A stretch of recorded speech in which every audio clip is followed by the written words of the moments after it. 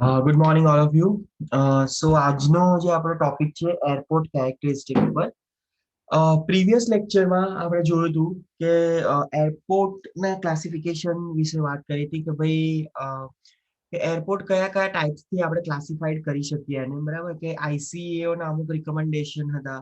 પછી મતલબ airport authority AI airport authority of ઇન્ડિયાના કંઈક આપણે રિકમેન્ડેશન મળ્યા હતા. બરાબર સેમ એવી રીતે FAA ફેડરેશન એવિએશન એજન્સીઝ બરાબર તો એ દરેકના અમુક કંઈક રૂલ્સ રેગ્યુલેશન ઓર સર્ટેન પોલિસી ફ્રેમવર્કના અકોર્ડિંગ તમારા જે એરપોર્ટ છે એને આપણે ડિફરન્ટ ટાઈપ્સમાં ક્લાસિફાઈડ કરી શકીએ છીએ. બરાબર લાઈક કોમર્શિયલ એરક્રાફ્ટ હોય, મિલિટરી એરક્રાફ્ટ એરપોર્ટ્સ હોય. બરાબર પછી base on the runway length કે ભાઈ રનવે લેન્થ અકોર્ડિંગ આપણે એને જ્યારે ક્લાસિફાઈ કરતા હોઈએ તો એ વખતે કઈ કઈ વસ્તુ આપણે ધ્યાનમાં કન્સિડર કરવામાં આવે. બરાબર છે તો એ બધી વસ્તુઓ આપણે જોઈ હતી.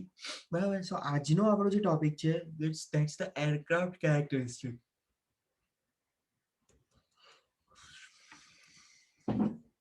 So these are the sorry, these are importance to the airport planner and the designer.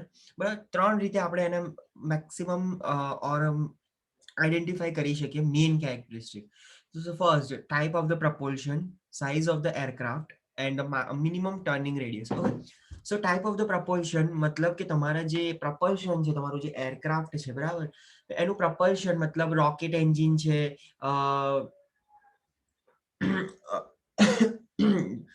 Jet engines છે બરાબર એના અકોર્ડિંગ તમે એનું ડિસ્ટિંગ્વિશ કરી શકો કે ભાઈ કઈ કઈ ટાઈપના એન્જિન્સ આપણી જોડે અવેલેબલ છે બરાબર. So the type of the propulsion size of the aircraft કે તમારું જે એરક્રાફ્ટ છે એની સાઇઝ શું છે લાઈક એની પેસેન્જર કેરિંગ કેપેસિટી કેટલી છે બરાબર છે. તો એના અકોર્ડિંગ બી તમે જે છે એરપોર્ટનું જે બી કેરેક્ટરિસ્ટિક આપણે ધ્યાનમાં રાખતા હોઈએ અને મિનિમમ ટર્નિંગ રેડિયસ. સો મિનિમમ ટર્નિંગ રેડિયસ એટલે and last minimum turning radius. So minimum turning radius means કે તમારું જે એરક્રાફ્ટ છે બરાબર એ જ્યારે નોર્મલ સ્પીડમાં હશે મતલબ બહુ ઓછી સ્પીડમાં જ્યારે મેન્યુઅરિંગ થતું હશે તો એને ફૂલ ટર્ન લેવા માટે 180 ડિગ્રી ફરવા માટે એને કેટલી રેડિયસની જરૂર પડશે બરાબર. Minimum circling radius and minimum circling radius means કે તમારો જે એરક્રાફ્ટ છે બરાબર એને કોઈ એક જગ્યાએથી લેન્ડ થવા માટે બરાબર કે એને રનવે ઉપર આવવા માટે એને હવામાં મતલબ ઇન ધ એર એને કેટલું મોટું સર્કલ લેવું પડે બરાબર. સો દરેક એરક્રાફ્ટના જે મિનિમમ સર્કલિંગ રેડિયસ છે એ અલગ અલગ હોય છે. લાઈક કોમર્શિયલ એરક્રાફ્ટ હોય નાનું એરક્રાફ્ટ હોય તો એનું 8 કિલોમીટરની સર્કલિંગ રેડિયસ હોય છે. જ્યારે જેટ એરક્રાફ્ટ હશે બરાબર કે જે મિલિટરીમાં જેટ એરક્રાફ્ટ હોય છે બરાબર તો એની મિનિમમ સર્કલિંગ રેડિયસ 80 કિલોમીટર છે બરાબર. એટલે તમે ઘણી વખતે જોયું હશે કે જે એરપોર્ટ છે બરાબર તો એ બે એરપોર્ટ વચ્ચે ઘણું ડિસ્ટન્સ હશે અને જે મિલિટરી એરપોર્ટ્સ હશે કે જે જગ્યાએ આ રીતના હેવી મિલિટરી એરક્રાફ્ટ્સ આવતા હશે તો એ થોડું વધારે દૂર હશે કારણ કે એની જે સર્કલિંગ રેડિયસ છે એ વધારે જોઈએ બરાબર. એના પછી છે સ્પીડ ઓફ એરક્રાફ્ટ કે ભાઈ તમારી એરક્રાફ્ટની સ્પીડ કેટલી છે.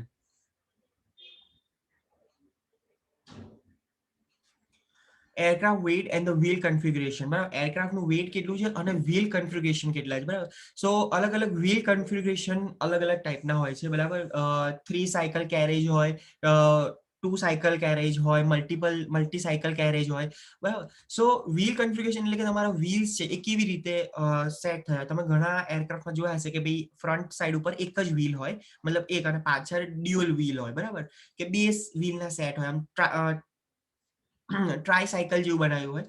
સેમ એવી રીતે એને બી આપણે મોડિફાઈ કરી શકીએ કે ભાઈ આગળ ફ્રન્ટ ઉપર 2 વ્હીલ્સ હોય અને પાછળ એક સિંગલ વ્હીલ હોય બરાબર. આગળ 2 હોય પાછળ 4 હોય બરાબર. તો એવી રીતે વ્હીલ કન્ફિગ્યુરેશન કેટલા છે બરાબર છે. એના પછી 3 એની ડિરેક્શન થાય છે. એરક્રાફ્ટની મુવમેન્ટ 3 ડિરેક્શનમાં થાય છે એક્સ વાય અને ઝેડ બરાબર. તો એને પિચિંગ યોવિંગ અને એરોઇલ 3 વસ્તુ એને કહેવામાં આવે છે બરાબર. એ જેમ જેમ આપણે આગળ આવશે હું તમને સમજાવીશ કે what is movement in the 3 dimensions X Y and Z. એના પછી છે જેટ બ્લાસ્ટ કે ભાઈ તમારું જે એરક્રાફ્ટ છે એનું જે બ્લાસ્ટિંગ કેપેસિટી છે બરાબર, કે જેનું થ્રોટલ્સ જે બહાર આવી રહ્યા છે તો એ કેટલી ઇન્ટેન્સિટીથી આવે છે, તો એના અકોર્ડિંગ તમારે જે રનવે છે એ તમારે ડિઝાઇન કરવો પડે. જેટલું હેવી એરક્રાફ્ટ એટલું એનું જે જેટ બ્લાસ્ટ છે એ બહુ જ વધારે આવે બરાબર. તો એટ ધેટ ટાઈમ કે જ્યારે તમારું એરક્રાફ્ટ છે એ ટેક ઓફ કરતું હોય તો એની પાછળ જે બી રનવે છે, જે એન્ડ નો રનવે છે બરાબર, સો એ જગ્યાએ તમારા જે એગ્રીગેટ્સ છે, જે બોલ્ડર્સ છે બરાબર, તો due to the heavy jet blast or due to the excess intensive blast તમારા જે એગ્રીગેટ્સ છે બરાબર, એ તમારા નીકળી જાય, મતલબ જેમ કન્ટિન્યુઅસ ફોર્મેશન રહેતું હોય એના પછી જે ફ્યુલ સ્પિલેજ બરાબર, કે તમારું ફ્યુલ કેપેસિટી કેટલી છે બરાબર, કે કેટલું ફ્યુલ તમે કેરી કરી શકો છો બરાબર, અને એના પછી નોઇઝ લેવલ, કે ભાઈ તમારું એરક્રાફ્ટ વર્કિંગ કન્ડિશનમાં હોય ત્યારે એનું નોઇઝ લેવલ કેટલું હોય છે બરાબર. તો ટાઈપ ઓફ ધ પ્રપલ્શન, તો એન્જિન અલગ અલગ ટાઈપના હોય છે, પિસ્ટન, રેમજેટ, રોકેટ. એની સ્પીડ લિમિટ છે, પિસ્ટન હોય તો 250 to 750 કિલોમીટર પર આ, જેટ હોય તો 1280 to 2400 kilometer per hour, and the rocket હોય તો 4600 kilometer per hour. Size of the aircraft. The size of the aircraft involves wingspan, fuselage length, height, distance between the main gears, wheelbase and the trail width. બરાબર, કે wingspan કેટલો છે, fuselage length કેટલી છે, એની total height કેટલી છે, distance between main gears કે બે main gear વચ્ચેનું distance કેટલું છે, wheelbase કેટલો છે, and the trail width. Wingspan decide width of the taxiway, clearance distance between two parallel traffic ways, size of apron and hangers, and width of the hanger gate. Okay, તમારું wing span છે બરાબર, તો એના according તમારી ટેક્સીવે જે છે બરાબર, તો વોટ ઇઝ અ ટેક્સીવે? તમારું કોઈ એરક્રાફ્ટ તમારું હેંગરમાં પડ્યું હોય, મતલબ રેસ્ટિંગ પોઝિશનમાં હોય, અને ત્યાંથી એને રનવે સુધી લઈ જવા માટે જે ડિસ્ટન્સ મળે, સો that is called the taxiway બરાબર. તો wing span decide width of the taxiway, clearance between two parallel traffic ways, size of apron and hangers, and the width of the hanger gate. Length of the aircraft decide widening of the taxiway on the curve, size of apron and hanger, height of aircraft or empennage height. It decides the height of the hanger gate, the gear thread and the wheelbase, and the minimum turning radius of the aircraft. તમારા જે aircraft છે એની જે length છે એ આટલી વસ્તુને decide કરે કે ભાઈ એ કર્વ ઉપર તમારે ટેક્સી વેઝ જે છે બરાબર, કે જેમાં કર્વ આવતા હોય તો એ જગ્યાએ કેટલું વાઇડ કરવાનું છે તમારે, size of the apron and hangars, height of the aircraft or empennage height. It decides the height of the hanger gate, the gear thread and the wheelbase, and the minimum turning radius of the aircraft. So minimum turning radius, a line is drawn through the axis of the nose gear when it is at a max angle of rotation. બરાબર, તમારું aircraft જે છે બરાબર, એની જ્યારે તમે turning લેતા હો તો એનું જે નોઝ, ફ્રન્ટ સાઈડ ઉપરનું જે નોઝ પોઈન્ટ હોય ત્યાંથી એક સ્ટ્રેટ લાઈન ડ્રો કરેલી હોય, અને એ લાઈનથી તમે જ્યારે 180 ડિગ્રી મૂવમેન્ટ આપો છો બરાબર, તો કેટલી રેડિયેશનની જરૂર પડે છે બરાબર, કે કેટલું રેડિયસની જરૂર પડે છે, અને કેટલું કર્વેચરની જરૂર પડે છે. So that is called the minimum turning radius. A line is drawn through the axis of a nose gear when it is at its max angle of the rotation. Theoretically, max angle of rotation is 90 degree. It will causes the skidding because it producing excessive wear. Maximum angle of the nose gear limited to 50 degree to 60 degree for the turbo jet. Minimum turning radius depends the taxiway, aprons, hangers, the runway connection, or the terminal building to the runway.